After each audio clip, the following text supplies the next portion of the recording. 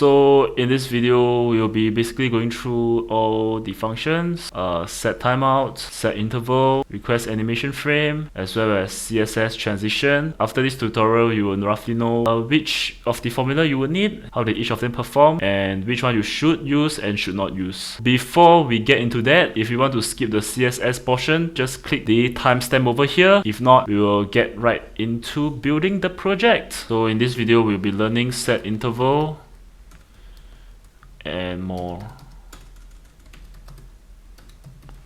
Okay, let me just open folder, setInterval and more, open folder. Okay, so usually the first thing always, usually we need to create a lot of folders, but in this video we will just be creating a shortcut. So we'll just create an index.html, do the usuals, put in some code. Let me just see if my live server is running fine. Okay, looks fine, looks good. Okay, right, so the next thing we are gonna do is that we will be creating some elements. Okay, so what element we are creating? Basically, we will be creating a health bar, and the health bar counts from 10 to 0, right? So to do that, let me just create some CSS elements and HTML. So usually we'll need style, right? We'll need style at the top, and then in the body will be HTML codes. Okay, so in this video I'll be merging everything together because it's gonna be short. So I will just put my script over here at the end. In our body, right, we will need a few things. So we will need a bar, we will need some color inside. That's basically it. Our timer will be a div, so do a div. And then class is timer, and then inside this class timer we're gonna have some elements, which is our time bar. So div, inside our div, the same thing, time class time bar. Okay, so inside our time bar, inside our timer, we need like a timer as well, right? So we're gonna create a div, and then we're gonna add in a class as the countdown. So visualization is just like a normal bar, and then we have some colors inside. So now you don't see anything yet because we have not created our CSS yet. So let's create our CSS, go to our style, right? Then create our body. Display is flex because, you know, we're gonna do a flex display, and then our health bar is gonna be in the center. So our height is gonna be 100 VH, so that you just treat the main screen as a flex box, like a main box, right?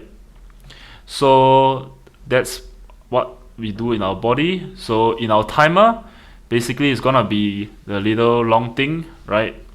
So do a timer. So our timer is gonna be a bar, right? So let's design the bar. So let's do a height and do a width. So what's our height? Our height, let's just say that I want to occupy 10 VH. Right, our width is gonna occupy 90 VW, and then our border solid. Let's just see how it looks. Now we still got nothing. It's fine, and that's because that we missed out. There's a class, right? So we just put a dot, and then now it should appear. Yeah, okay, so now it has appeared over here, but then we want it to be centered. We want it to look nice. So in our body, we're just gonna add in some of the elements, because we know that our body is now a flex box. So we will do justify content center, as well as align content or align items center. So now it's in the center of the screen. And then what we do need, we need a time bar, right? So our time bar, our time bar is gonna be background color red. So we are telling that our time bar is gonna be a background color red, but as you can see, it's not filled yet because we need to specify how much our background color fills. So in this case, since our time bar is inside the div, so we are trying to occupy everything, right? So let me just occupy everything. So let's just do width 100% and then height 100%. So now it should occupy everything. Right, cool. And then let me just test out. Let me change the width to 50%. What happens? Okay, yes, now it looks like this. The reason why it looks like this is because that our timer display is in block. So that's why everything is aligned to the left. So to make sure that whatever we see here is a flex display, I mean to be certainly sure, we should be setting the timer as a display flex. Okay, and then as well as our justify content, which is our horizontal, is gonna be flex start. And then our align items is gonna be center, so that we know it is now, it is now aligned to the left. Besides our time bar, we also need a counter, right? I mean, I call it as countdown, but you can always call it as a counter. So let me just put some text inside. So now we can see some text inside here, which is 10. And then now we can always adjust it. We can do a countdown class. Then we can set the font size. I don't know, let's just say that you want it to be 100%, I don't know. Maybe let's just set this 200%, let's see how it looks. Oh, okay, typo. Okay, let me just change this to 0, never mind. Let me change this to, let's say, 200%. Okay, so our font size is now visible, and then we have a time bar, and then we have a width, and then let's just set it as 100%. Okay. Okay, you might be curious like why the 10, if it's 100%, it just blocks the pathway, right? And that's because right now we are in Flexbox, and Flexbox you can never ever clamp things together, meaning there can never be overflow, right? So how you can do that? Well, treat the countdown text as a position absolute. Let me just delete this. Position absolute. So now if this is a position absolute, meaning that it will treat this rectangle as a parent, right? So when it treats as a parent, it will behave like as if like this is the web page, and then the number 10, it is aligned with the web page. So since we know that it is already set like that, we can change the left and top to 50% so that it goes to the center of it. So let's just change the top 50% as well as left 50%. So now it should look fine. Yep. Of course, there might be some there might be some misalignment. Maybe you want to align it to what you want, so you can always change the top to, let's say, 45%. Maybe it's too much. 49%. Okay, maybe this is what you want in the center of the box, right? Okay, so now let's just test it again. If we change our width to 50%, okay, it works fine. 100%, okay, it works fine. 75, okay, it works fine. So now we know that everything works fine, and let's get into the scripting part. Okay, so now let's get to the scripting part. And first thing, we know that we will set everything in JavaScript. I mean, we know that animation has to be in JavaScript, right? So we will do it in JavaScript. So let's do it. We will name everything the same. So timer equals to document.querySelector, select the class, as our timer. Okay, perfectly fine. Let me just set everything to 100% so it works fine. So what we're gonna do is we are trying to reduce the timer from 10 to 0, as well as we are trying to reduce the health bar, or we call it as the background color, shrink it from 100% to 0%. So how we can do that, right? Let me just start with the easiest method. Okay, the easiest method is definitely changing the transition ease. So in our time bar, well, we can actually set a logic here, which is transition with 10-second ease. Basically, we are telling the CSS that the time taken from a full bar to 0 bar is gonna be 10 seconds, and then we will make everything smooth. So to make this happen, we can go to our script, let width equals to 100, which is our current width, and then do time bar dot style dot width equals to 0. Let me just test it out if it works. Okay, so it instantly goes to 0. But how do we make a transition go smoothly? Well, there are a couple of ways. Let me just start with the simplest method, which is request animation frame. So the simpler method is we use request animation frame, and then it will go smoothly from 100 to 0. So as we know that request animation frame, maybe we'll go through why later, but we will just do this right now. So we do an arrow function, curly braces, we push this inside here, and then now it should work fine. Okay, so that is how it works, right? Then of course the timer, you can set it from 10 to 0. So how you're gonna do that? You will be using a formula, let or countdown seconds, okay, equals to 10. Basically, what we're gonna do for this countdown seconds, we'll create a function. So there's a function, let's just call it x, right? Okay, but we don't want to put anything in x first, because we want to set this a recursive function, so it will just loop back and forth. So we will call this x again. So what will happen is that if we do something like this, if we call x, right, then x is gonna be passed into this function, and then whatever function that it makes, it will call x again. So it will just keep looping and looping.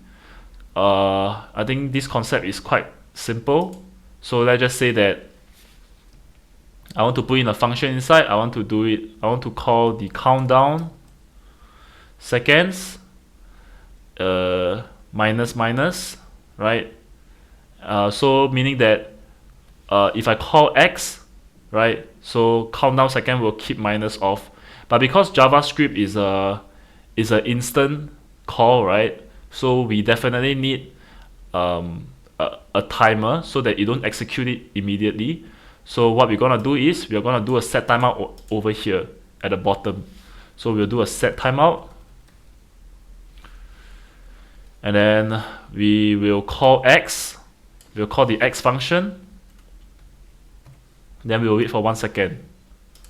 So now we should be able to display this, and then we also want to display what's inside, right? So we can just do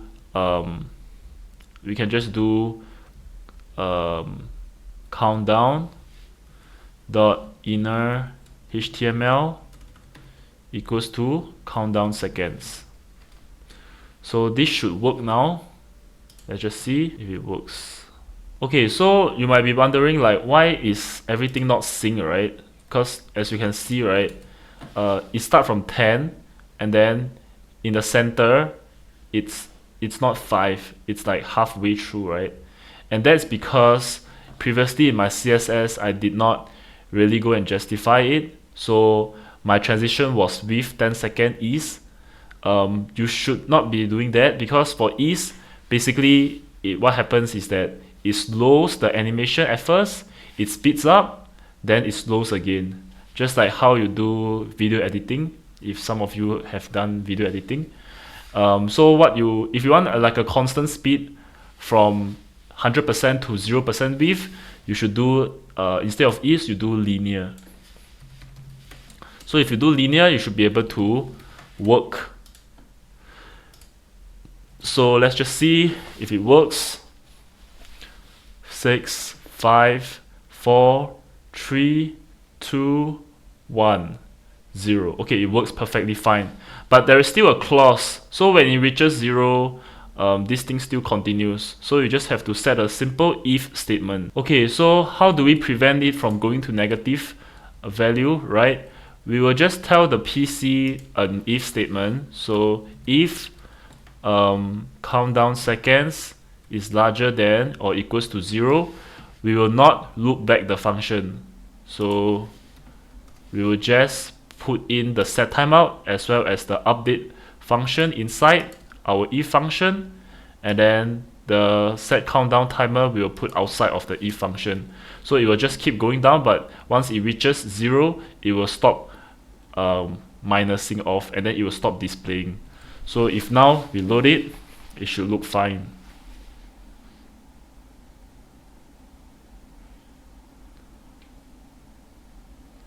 Yep, perfectly fine. And that's how you basically do a countdown timer. So that is for the CSS part. Next we'll be going through on how you can do in setTimeout, setInterval, as well as requestAnimationFrame. So we'll be doing all of that later on. Okay, so whatever we see in previously, we just push it aside. We're gonna start a new thing, right? So this one we're gonna remove it. We're gonna comment it out so that it don't affect now. Let me just see. Okay, everything looks fine, just the timer going down. Okay, maybe one more thing I want to do is since you know the concept for the timer, I'm just gonna comment this out as well. Okay, Control K, C. Okay, so now everything is commented. You just have to know 3 things. Okay, we know this, and you know this. That's all. Okay, now let's get into the setTimeout. So what is setTimeout? setTimeout is basically a function that you call it, and then the function is not called until a certain time has passed. So let's just say that you do a setTimeout 1 second, and then you do a function in front. The function is not gonna be executed until 1 second has passed, right? So let's just do an example. setTimeout, and then you can pass in an arrow function, meaning that it immediately executes it. Then you can do a timer at the back. So you wait for 1 second, then you execute this arrow function. So this arrow function, why is it an arrow function? Arrow function meaning that it can be immediately executed, right? So you can do something like naming a function, and then you can put that function directly into the arrow function, and it still works. So let me just show you an example. So let's just say that I create a function x, right? And then I have a console.log inside. So my console.log is gonna be hi. So in my function x, we can push in this function into setTimeout. So it's gonna be x comma 1000. So after 1000 millisecond, it will execute the x. Let's just find out if it works. Okay, let me just refresh it. 1. Okay, and then it pops out the hi, right? So now you know it works. What about arrow functions, right? What if I want to immediately execute an arrow function? Okay, you can do a console.log over here, and then you can say hi. So is it gonna be the same thing? Yes, it is the same thing. So that's how arrow function and setTimeout works. But this video is not gonna be just creating console logs, right?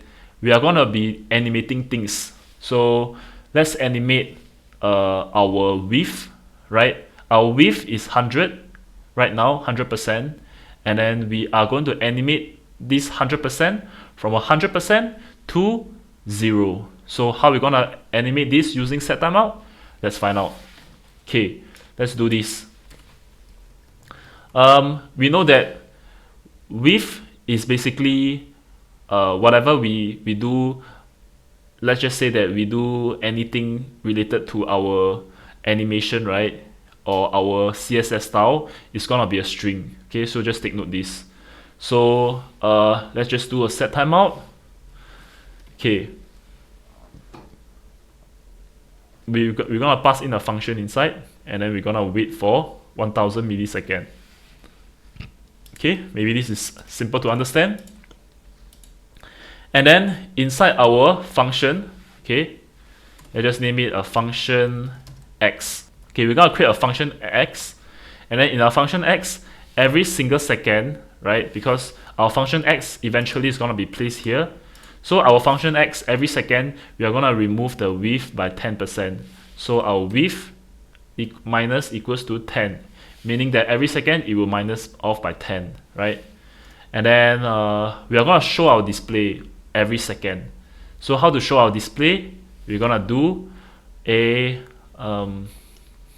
we're gonna do an animation. So our animation is gonna be time bar dot style dot width equals to width plus percent. By the way, we're gonna put a full stop here. So why is it look like this? So time bar dot style dot width is actually our CSS element, right? It's just telling you that, hey, show this width. And then why is it equals to width plus percent? So width plus percent is basically nothing related to the CSS. This width and this width, they are totally different. So why? Because this width is a number, and this width is a reference to the width of the CSS. CSS and JavaScript is different. So that is why this width and this width is different. This width refers to the actual width of the CSS. This width refers to this width, right? This width, which is 100, correct?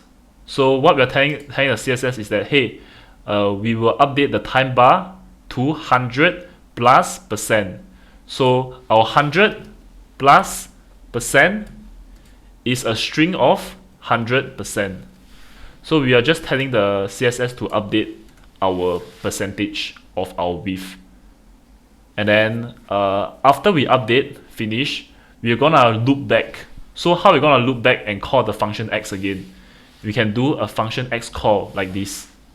But if we do this function x call, we're just immediately calling a function, calling back the function, and it's not gonna work. Why is it not gonna work? Because, like I said, JavaScript execute function immediately. So you cannot do this. You must have some time delay. So in order to for some time delay, we are gonna set timeout x 1000. So what it does is basically we wait for 1 second, we call x, right? We call x, so x is being called after 1 second, and then x goes into the function, okay, and then it removes the width from 100 to minus 10 is equals to 90, and then we're gonna update the display. So this is gonna be updating display, and then we are gonna update the display of our style width equals to 100%. But is it really 100%? No, because 100%, 100 minus 10 is 90. So our first loop is gonna be 90, and then once we update the display of 90, we're gonna wait 1 second, and then we are gonna call the x again. So you will see the next thing is gonna be 90, right? It's gonna be width is gonna be 90, and then minus of 10 is gonna be 80, and then we're gonna update the loop. 80 plus percent is 80%, and then we're gonna loop back again. We're gonna do the same until it goes to 0. So let's just see how the CSS works. Okay, the display is gonna look like this. Okay, by the way, you must be asking like why it's not really, I mean, it is fine, right? It is fine, but it's easing the way it is. It's easing quite cool, and that's because we still have our this intact. We still have transition intact. So if CSS and our JavaScript mix together, it don't really give a good effect, right? What if I do it in 1 second?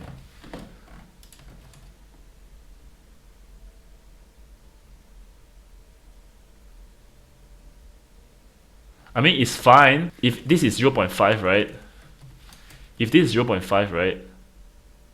It's gonna look like this. Why it look like this, right? Okay, so let's just understand. If we were to bring back our countdown timer again, right? Then we realize that, hey, why is the function going like this, right? I mean, the bar is not going consistently, right? Why is it like every second and then it just delays, right? It's not consistent. And that's because your CSS and your JavaScript clashes together.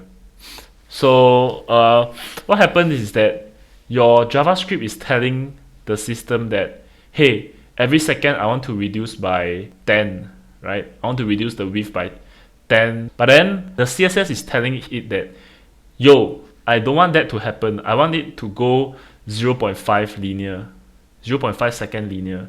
So if there is like a clash, right, the CSS will usually update slower because they are CSS after all, right? So that's why you will see if your set timeout 1 second doesn't match with this, which is 0.5 second, you will see there is a bit of clash. Then the perfection is not gonna be the same. So to make a perfect transition, right, just make sure that your set timeout and your linear width is the same, right? So it looks normal now. If this happens, it looks normal, right? But if, yeah, so just have to ensure that both of them, you know, is the same. So if this is 0.5, right, gonna have this result. It's a bit of inconsistency, but you still get the end result, because this, I mean, end of the day, they will just take what is considered slower, right? Because what is basically happening is that every second, you know, it's already telling it that, hey, you know, I've already updated 10 seconds. It's already here. The actual width is already here. But then your time bar transition is gonna tell it that, hey, I'm gonna use 0.5 second to move there. So the first update, it's over here. Then you tell them that, hey, I'm gonna take 0.5 second to move. Hey, I'm here already. I'm gonna take 0.5 second to move. I'm here already. I'm gonna take 0.5 second to move. So you will see this inconsistency. If I change this to, let's say I change it to 0.2 second, it's gonna be even faster, right? Yeah. So what if I change it to 0.1 second?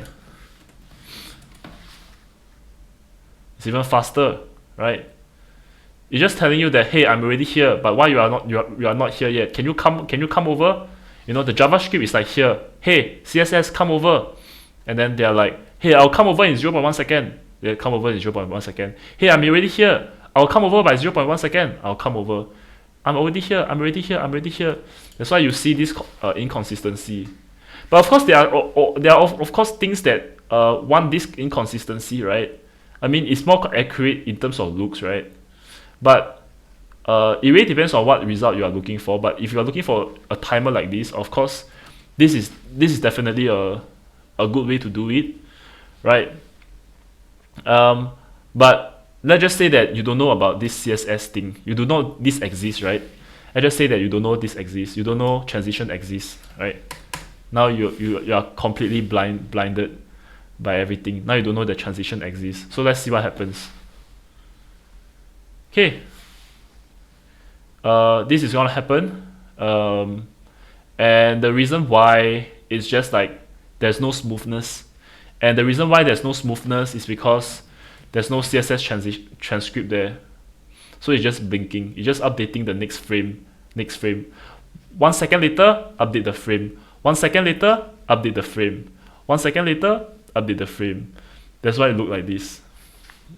But of course, there are games that want to do this effect. You can definitely see games that want this effect. It really depends on what kind of games you are doing, right? So that covers the first aspect. In the next video, we will dive into what is setInterval and should you be using it. Okay, welcome to the next video. If you feel like whatever you have learned in the past is enough, you can definitely close this video because things is just gonna be a lot more complicated here, especially when you get into the requestAnimationFrame. So let's just dive into it and understand what is setTimeout. setInterval. Okay, so why setInterval even exists in the first place, right? Basically, setInterval is like a hack for setTimeout, because setTimeout, you know, after you call a function, you have to call a function again, and then it's gonna be a bit repetitive, right? So what is setInterval actually? setInterval actually helps to solve a lot of repetitive code. So if you know a code is gonna be running back and forth, and then it's gonna be looping, right? So, such as a setTimeout list, you know that it's gonna be looping, you know, like X is gonna be placed in the function, and then it's gonna be called after 1 second, and then once it passes here, it updates the display, and then it loops back again. Okay, it loops back to X again, and then it calls again, and then it just go to a infinite loop, right? setTimeout, you can actually replace setTimeout. You can totally remove it, and then here you can also totally remove it. So everything is gone now. We are just gonna use setInterval now, setInterval, and then we can just call X 1000. So what this does is that hey, I want to wait for one second, and then I want to call X. Once X is done, I want to call X again. Then it will update again. Once it's done, I want to call X again. I want to call X again. I want to call X again. So you will see in your function, it's gonna be the same. Yep, it's gonna be the same thing. It's just that you have shortened the circuit, right? Instead of writing setTimeout, like, hey, now you have successfully created a new thing, right? Then yeah, now you have did it. Then what if you say that, hey, what if I were to put setTimeout inside in here as well? So what's gonna happen? Let's find out. Okay, so why is this happening? Why is this happening? Why is this happening? And that's because, right, you are actually calling this function, right? And then this function calls X, the function X, it runs, and then this function has been called. So this function now lives outside of the loop. So you have two times setInterval, and then the next time the 2 times call again, you know, it's gonna repeat. So there will be 4 times setTimeout, 8 times setTimeout, 16 times setTimeout, 32 times setTimeout, and then it's just gonna have more setTimeouts, right? And then it's gonna go in a infinite set. I mean, you need this if you want to increase a difficulty, you want to do some calculation, you want to do like a exponential graph, right? You can definitely put your setInterval inside your function, but I don't see there is a lot of use unless you really want to do like 1, 2, 4, 8, 16, 32, then you can do this. But usually setInterval is just like a hack. I would just call it a hack. So I would usually don't put inside any function. It's just like a simple way to, you know, chill and then to call X. That's just basically it. And so you might be wondering, like, hey, I don't think this is perfect enough, because you can see, right, you can see from this script, right, I mean, it is decreasing in value, But then I want it to be more perfect. I want the smoothness, but I don't really want the transition. I hate transition, right? It's not consistent, right? So I don't really want the transition. So what you can do, right, is that we know that every frame, every computer, or most of the computer you call it, has 60 frames per second. So each seconds your computer jumps 60 frames. Right now we are just telling the computer that, hey, we just every second we want to jump a frame. Every second we want to jump a frame. That's why you are seeing this thing pop, one frame, one frame, one frame, one frame, one frame.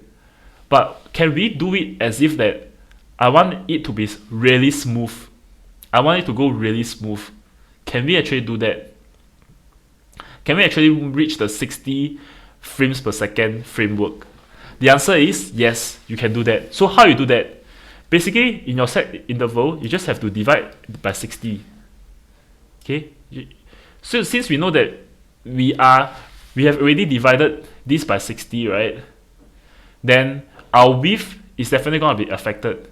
It's definitely going to be divided by 60 as well, right? So let me just change our width to divide by 60 as well.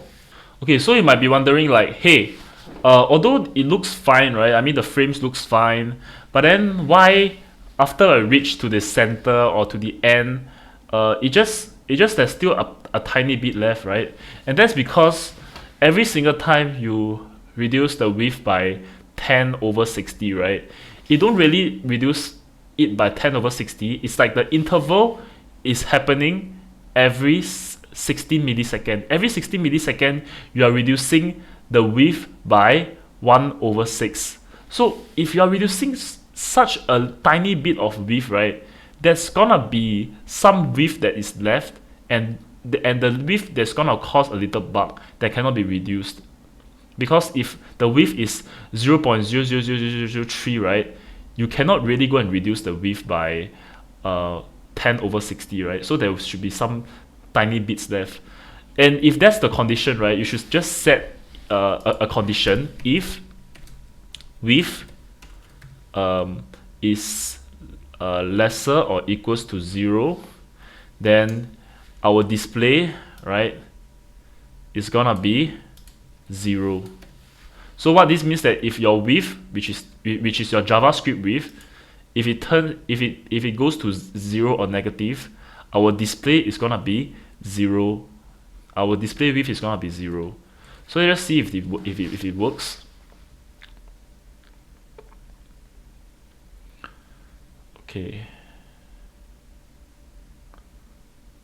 Okay, now it works perfectly fine. So that is how you do set interval.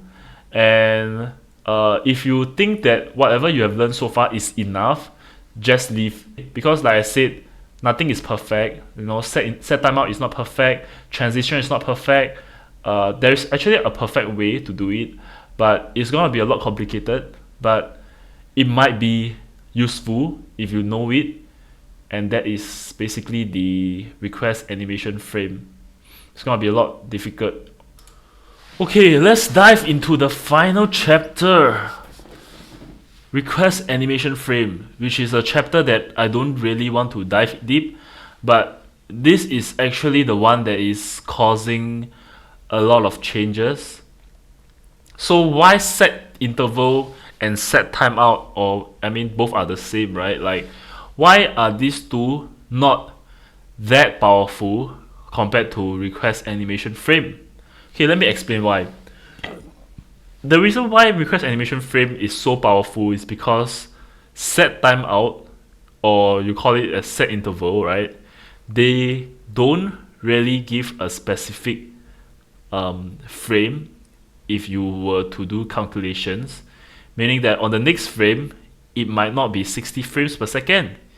It might be 57, it might be 63, it might be 70.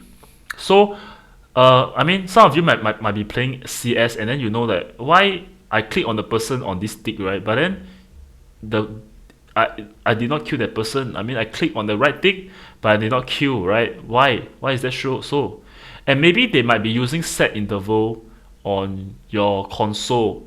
maybe they will update your bullet every 60 frames per second, right?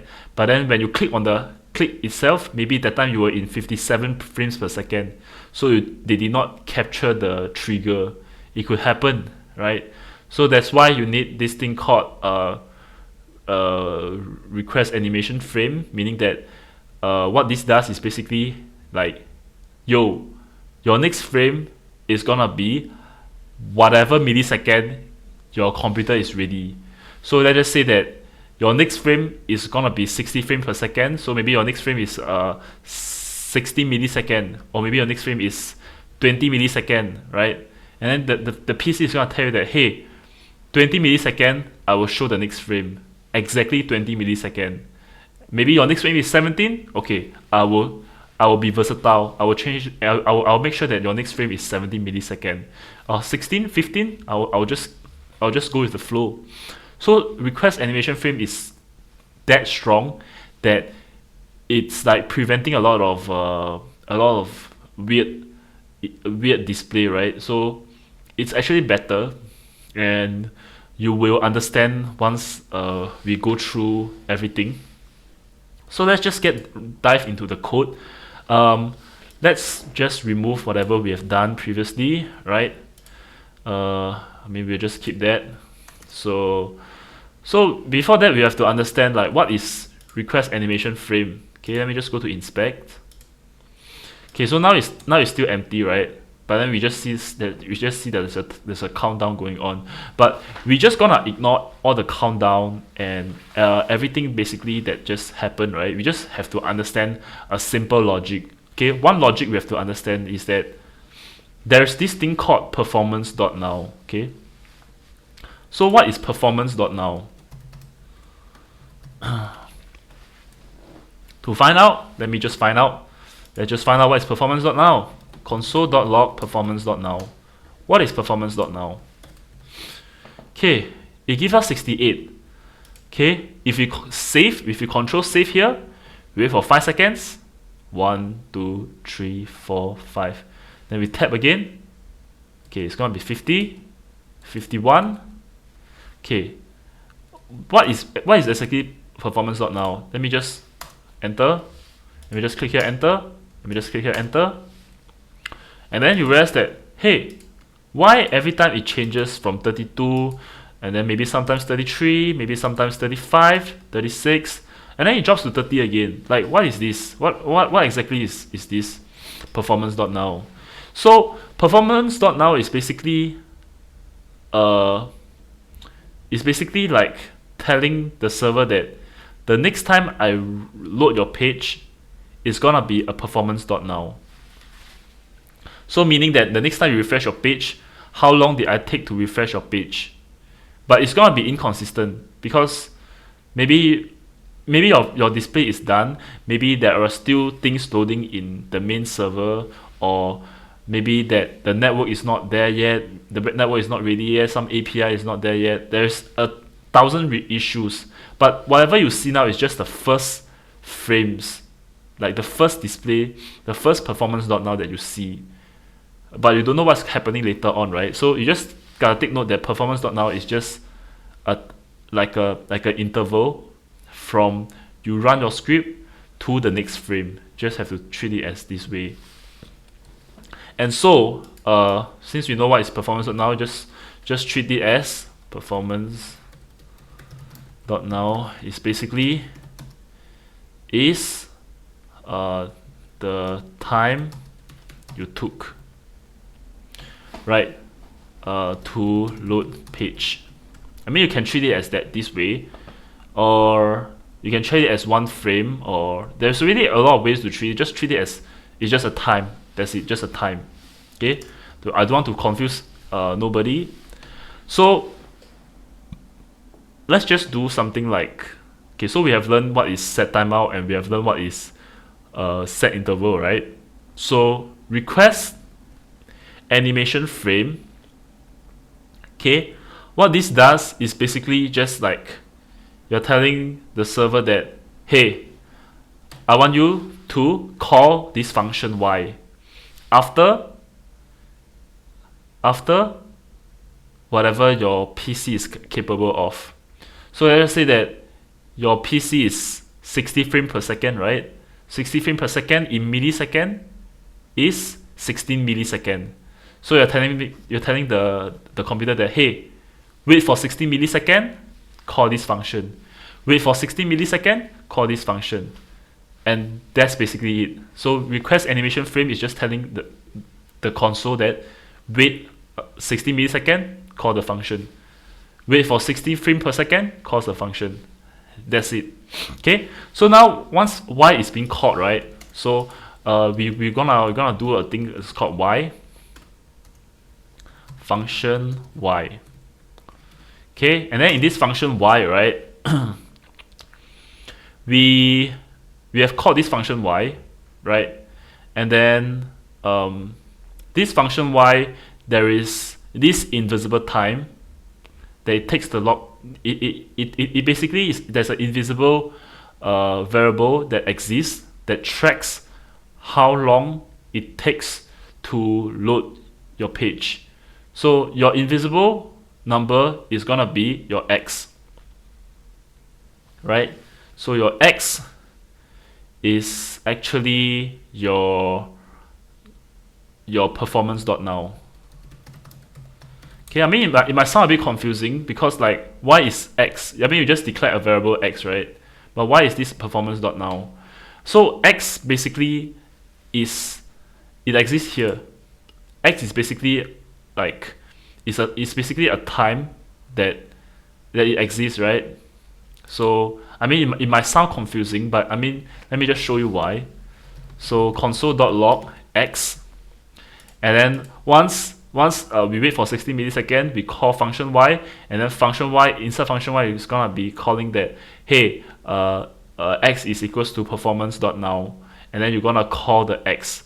But then we're gonna keep updating the x, we're gonna keep calling the x, right? We're gonna keep calling performance.now, right? So you definitely need this again. You're gonna need requestAnimationFrame again, so that it loops the function. So it calls the function y again, and then it goes a chain. So wait for 60 milliseconds, call function y. In the function y, it tells that, hey, x equals to performance.now, console.log x, then it calls again. So in the live server, it should look something like this. Okay, let me just refresh again.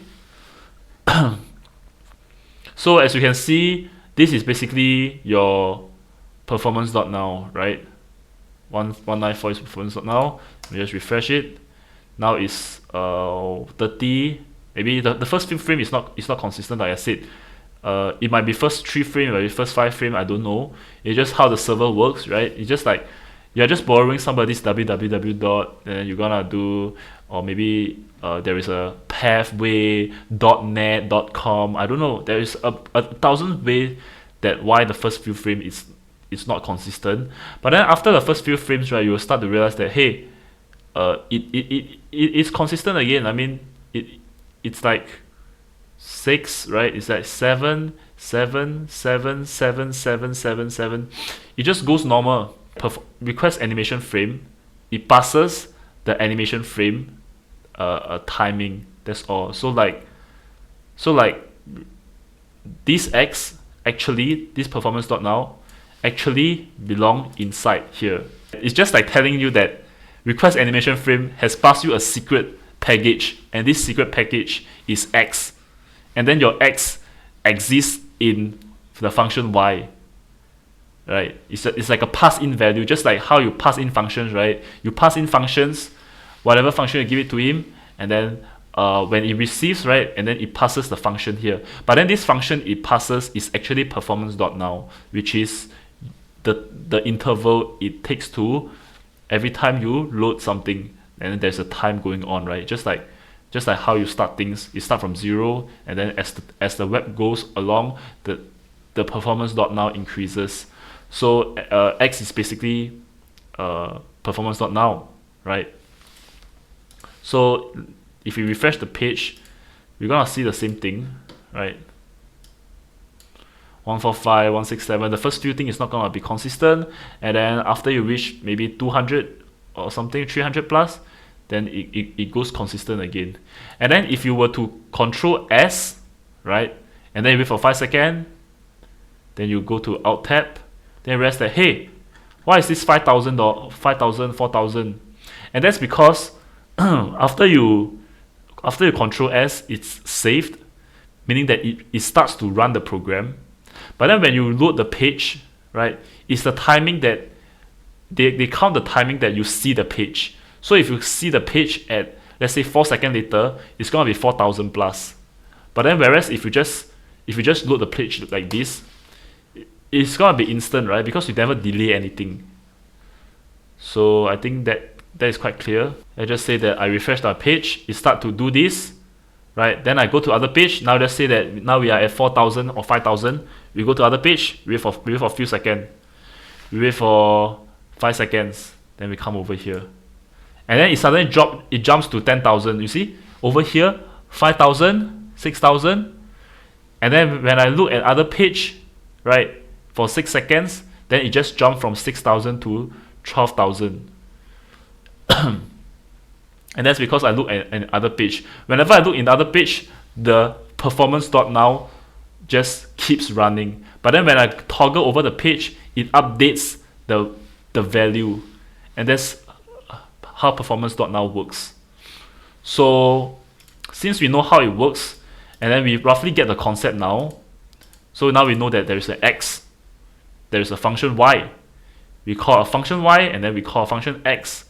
But then we still don't get one thing. We still don't really get what is our FPS, right? So we still don't get our FPS, but how can we really find our FPS? There's one way we can find it, right? So what is the way? Okay, so the way is quite simple.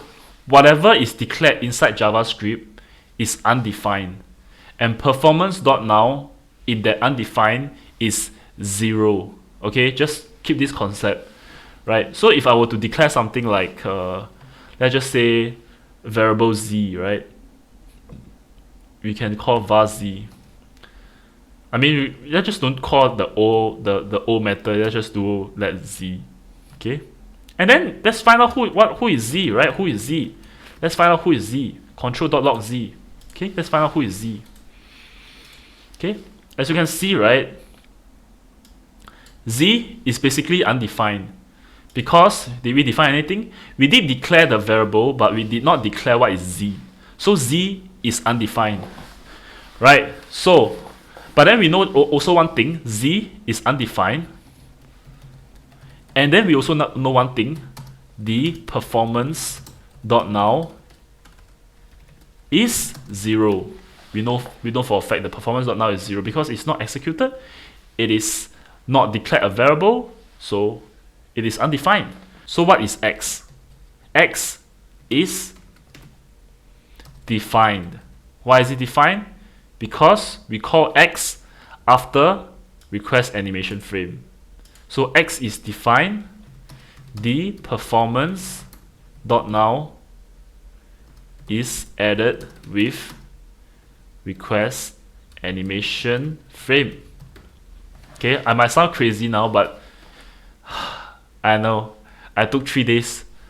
So we know two facts: z is undefined, performance.now is 0. X is defined, performance.now is added with requestAnimationFrame.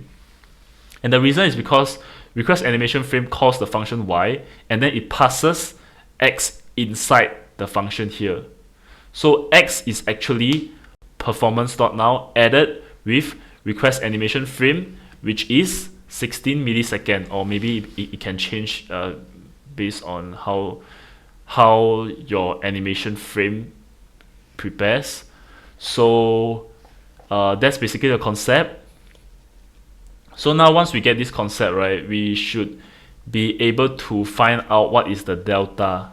So what is delta, right? I mean, delta is basically the time difference between two objects. So for example, you take 5 minutes. Okay, let's just say that you eat an apple at 5:30, right? You start eating the apple at 5:30. So you finish the apple at 5:35. What is the delta? The delta is the time that you finish eating, which is 5:35, minus of the time you start eating, right? So what is delta again? Delta is the difference between from you start and you end, and that's basically it. So maybe you can just put an example. You eat apple at 5:30 p.m. You finish at 5:35 p.m. Delta is 5 minutes. That's basically much it. So how do we find the delta? How do we actually find the delta? So we know that X is performance.now added with requestAnimationFrame, and Z is undefined and performance.now is 0. So we are actually gonna use our X minus of Z. So why we use X minus Z? Because X is a higher value. X is after requestAnimationFrame, whereas Z is nothing yet, right? So Z is basically undefined, so we cannot touch Z, but then we can touch X. So delta equals to X minus Z. I think this is quite good. I think my explanation is quite okay. Delta is equals to X minus Z. Let me just console.log put over bottom. Console.log. Let's just call delta and let's see if we find anything. Okay, not a number. Delta is always not a number. So why delta is not a number? Okay, that's quite simple. Let's just go through why. Because requestAnimationFrame calls y is passed into a function. Delta is equals to X minus Z. And then X, we already know what is the X, which is the time interval. But then Z is still undefined. Z can never be found. So how can we find Z? How can we define Z in the first place? Well, there's a way you can do that, right? So what you're gonna do here is that you're gonna trick the computer a little bit. You're gonna tell them that, hey, Z is equals to X. Why you are doing that? So any guesses? Let's just see if this runs first, right? Let's just see if this runs first.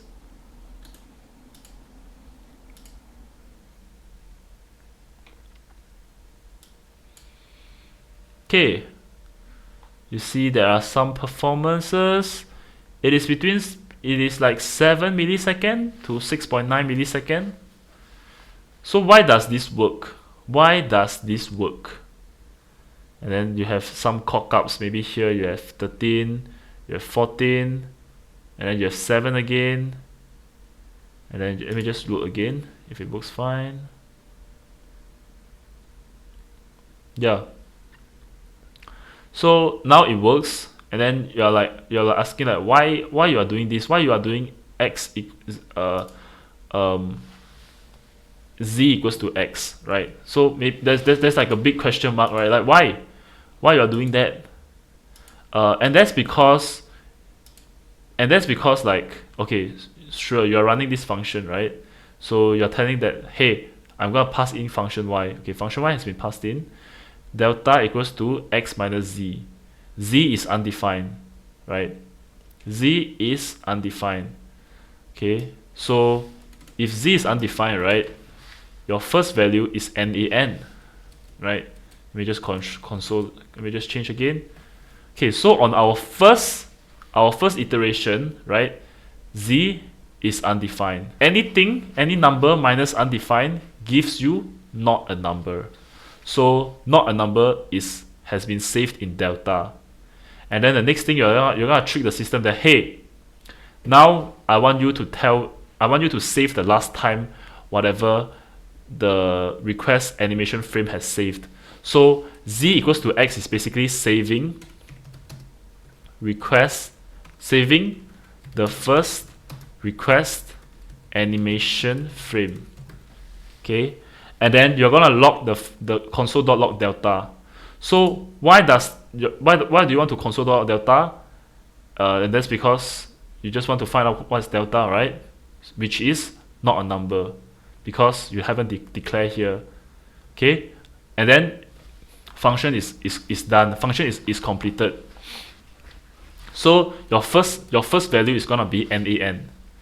Subsequent value, why is it 7? Like why is it 7? Okay, and that's because that since your first loop already run, right? Your first loop has already run, so this value is saved inside. So now your z has saved whatever your z is saved on your first loop. It saved the last time that you called, and then when you call it again, this is where you call it again, x is gonna be, like I said, it's gonna be performance.now added with requestAnimationFrame. So x is gonna be added here, and then delta is gonna be x minus z. So your x is after the requestAnimationFrame, and then your z, okay, is x is after requestAnimationFrame, and then your z is what? Your z is your last requestAnimationFrame. So that is how, and that is why you can find the delta, and that is why you can find the value of delta. But there is still a bug here. What is the bug here? Okay, the bug here is very simple, right? Like I said, the first run, right? The first run is gonna be NaN, and you don't want that to happen, right? You don't want this to happen. So how do you prevent this to happen, right? How can you prevent this to happen? Basically, as you can see, right? Okay, so now you can see the first your first two, right? Your first three, it's 20 frames per 20 millisecond, and then 180 milliseconds. Like, why so long? I mean, there is their own stuff happening, right? And then it goes back to normal, goes back to 7. So how can you prevent this? There can be a better way to fix NaN, right? We don't want to confuse the system. We want to ensure that everything is running smoothly. We want to ensure that the NaN doesn't exist. So we can tell the system that, hey, if z is not equals to undefined, then we are going to do something about it. So we are going to do this. We're going to do the delta. We are going to do the console.log delta. And then we're going to update z equals to x outside. So I mean, it's a bit fast, but let's just digest like why is it this. So on our first loop, right, is z is not equals to undefined. Z is undefined. So on our first loop, right, okay, after we call function x, we will skip this pass function. We will skip this. So this is completely empty. We will skip this, okay? Then we will update our z. So because our x exists, right, you update our z as our first animation frame. Okay. Once z is captured already, okay, so now we call it again. So the next call is gonna be our second call. Our second call, our x is gonna be larger than z, because our x is basically z plus x, right? So on our next function, z becomes is no longer undefined. Z is defined already. So we are telling the system that, hey, since it is already since we already passed this rule, we can jump into the if loop. So once we jump into the if loop, right, our delta is finally updated. Our delta is gonna be our x minus z, right? X minus z, which is after this request animation frame, which is our z, which is our x, and then our z is the previous request animation frame. So we can find the difference of delta. Okay, so now our delta is no longer NaN on our first number. As you can see, there's no longer NaN on our first, and then it's gonna jump. I mean, it's always gonna be 7 milliseconds, sometimes 7.1, And that is why you shouldn't use setInterval, right? Because setInterval is like assuming that, hey, everything is 7, everything is 16 millisecond, everything is this, everything is that. So you can always see some performance issue if you do not use this. What if, like, let's say okay, I think we just saw something, right? I think we just saw 11, right? Okay, I think we just saw it again. Hold on. Okay, what if it's 5? What if it's 5? Who is gonna take responsible of this 5? I mean, 5 and 7 is a big number, right? And then what if it's 11? What if it's, I mean, you can always take a look at how your computer performs. But yeah, what if it's 5, right? What if it's 10? What if it's 7.1? I mean, it's not consistent sometimes, right? That's why they always say that, oh, I press the food, why I still did not eat the food, and that's because they did not use set request animation frame, right? And it definitely affects a lot of programs. And then you see here 6.5, right?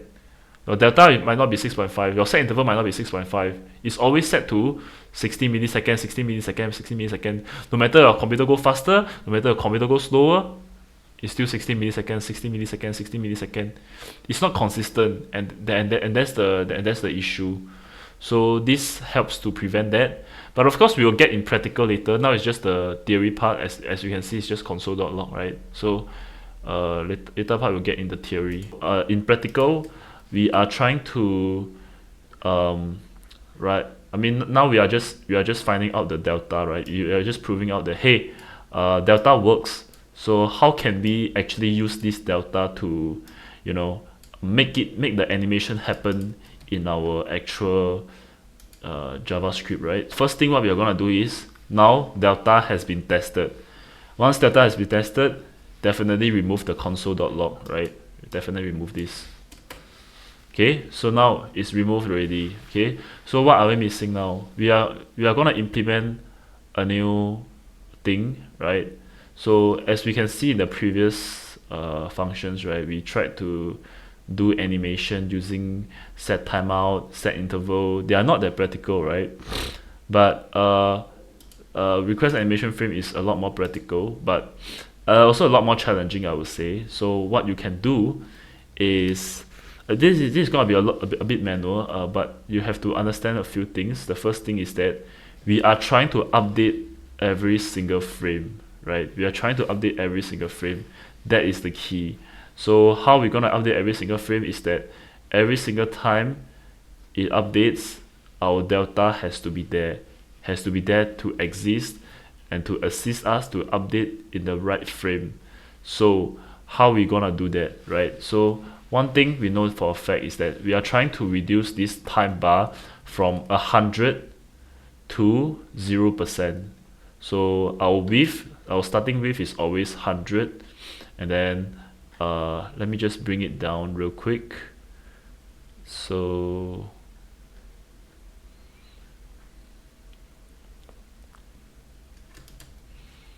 okay, over here, right? So I'll count down seconds. We don't want to touch it because it's already running in this loop, right? It's already running in this loop, so you don't really want to care it. But what I want to care is that we want to care a few factors. Is that our width is 100. I mean, we call it as 100, but it's actually 100 plus %. So it's 100%, right? And then we know that our width is 100%. We are trying to decrement every single frame. We are trying to decrement a certain value every single frame over a period of 10 seconds. So our duration is actually 10 seconds multiplied by 1000 millisecond, which is, you do the math, is 10,000. Okay, so our duration is 10,000, and then we have our width. So how we're gonna decrement this function? Okay, let's break it down. Every single time we run delta, we are gonna show our frame. So we are gonna show our frame. It's the same thing. We will just do time bar dot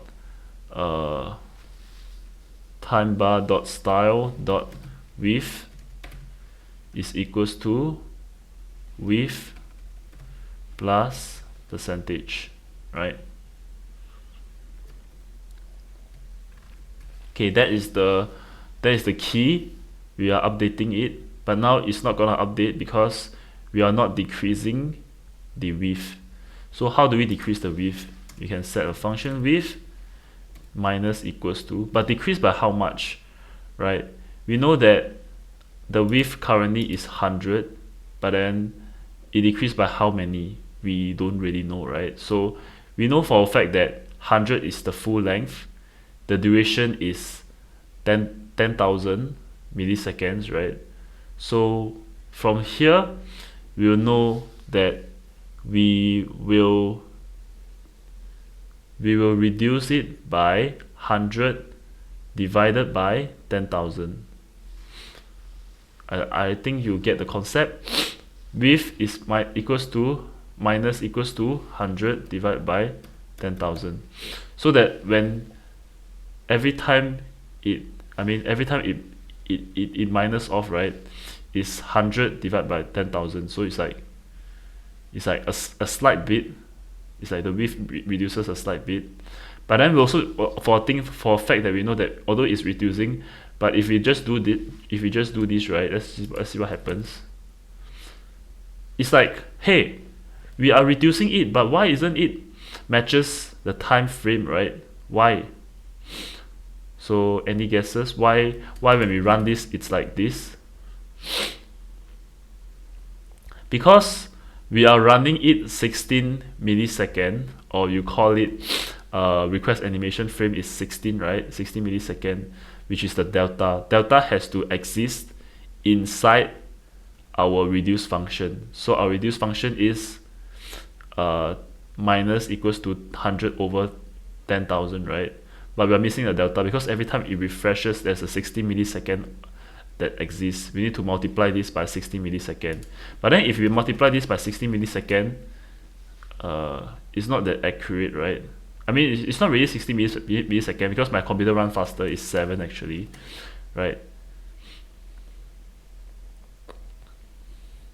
But like I said, since we already have delta, why are we using 7? We use 7, we might as well use setInterval, right? So we will use delta instead actually. So now it should work perfectly fine.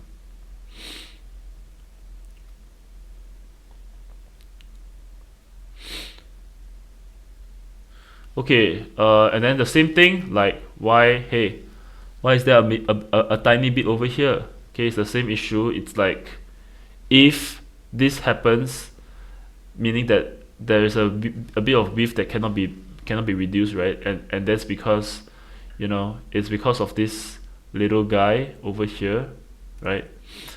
We are reducing the width by such a slight significant amount. It's like every time we're reducing by such a slight little mini amount by every single frame. So when it reaches here, right, it's like telling you that there's a bug. You cannot reduce by this amount. So what you can do is the same thing. If you take a look at our previous exercise, if we just have to copy this function, if width is lesser or equals to 0, then we will make the time bar to 0. Okay, so we can just run it over here. If width is lesser than or equals to 0, then we will run this. So we'll just make it to 0. So now just see if it works.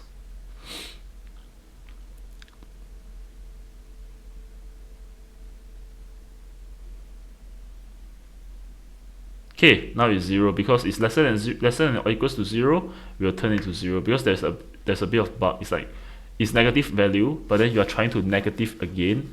So it's like negative and negative become positive.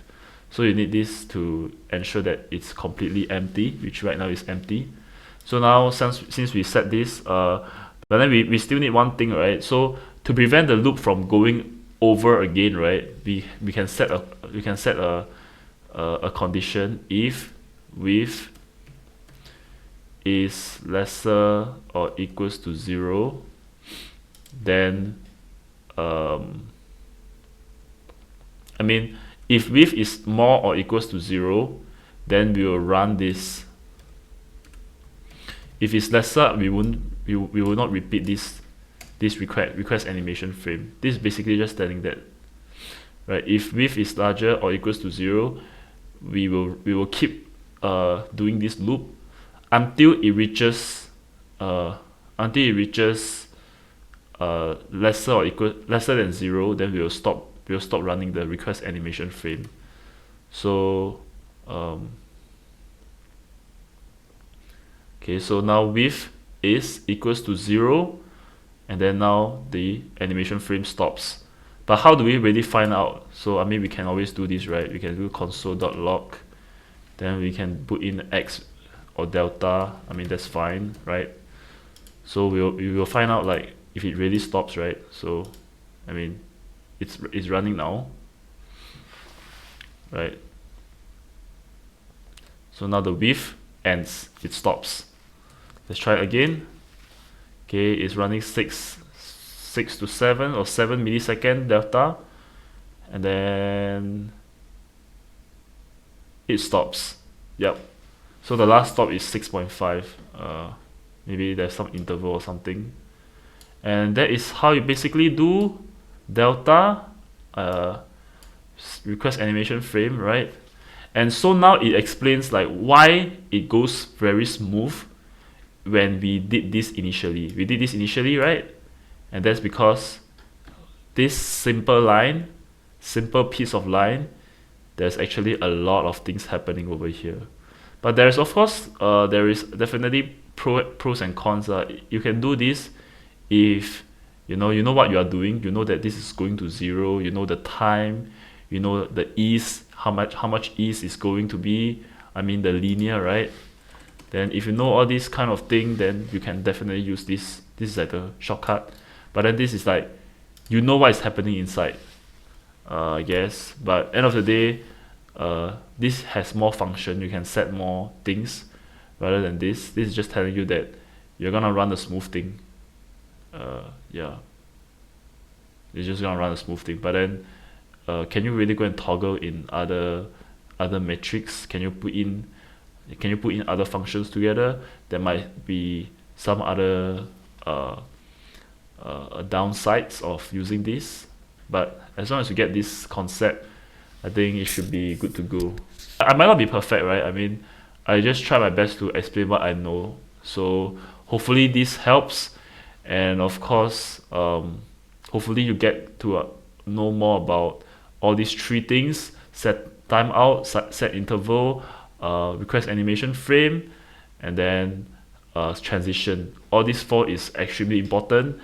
Which one you want to use, it really depends. But I would highly suggest you, if you are not